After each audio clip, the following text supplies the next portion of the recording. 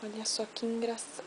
Eu estou me trocando para poder fazer shampoo com ele. Ele já tá olhando de um lado pro outro o que eu tô fazendo. Porque afinal de contas, né?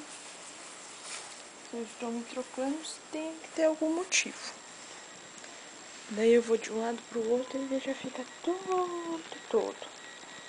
Eu acabei de pegar a roupinha dele porque tá chovendo um pouquinho. Não dá nem pra ver quase. Mas ele vai ter que colocar a roupinha.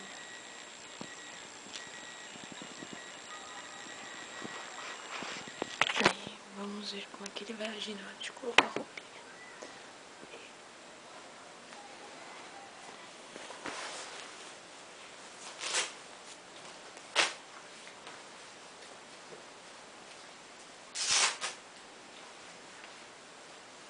Shampoo, Kim-chan. Ei, hoje ele não tá muito afim de colocar a roupinha de fazer shampoo.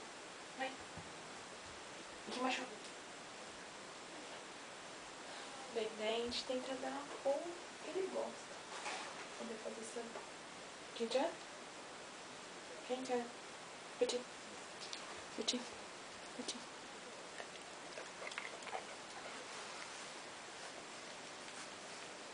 Vocês acham? Cachorro vestido de panda.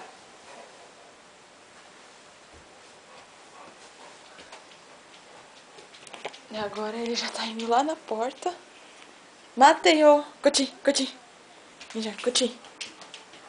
Mada. Mateo, cuti. O suare. Quinto.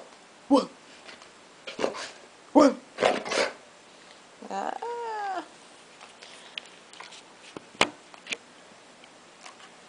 Mate, né? E agora eu vou colocar minha roupa.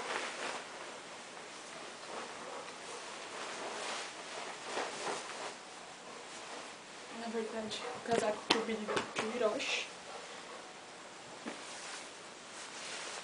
E o Quinto fica mais empolgado ainda.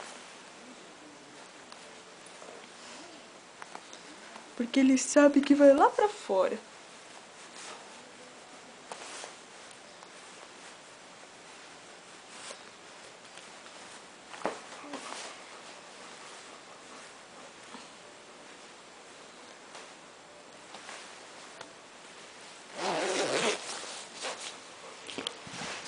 O que achou?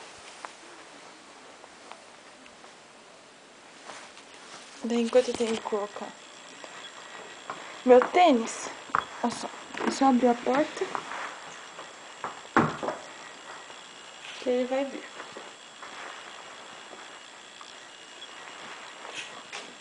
E hoje ele não tá muito afim. Tá mais preguiçoso esse cachorro. E agora começou a chover.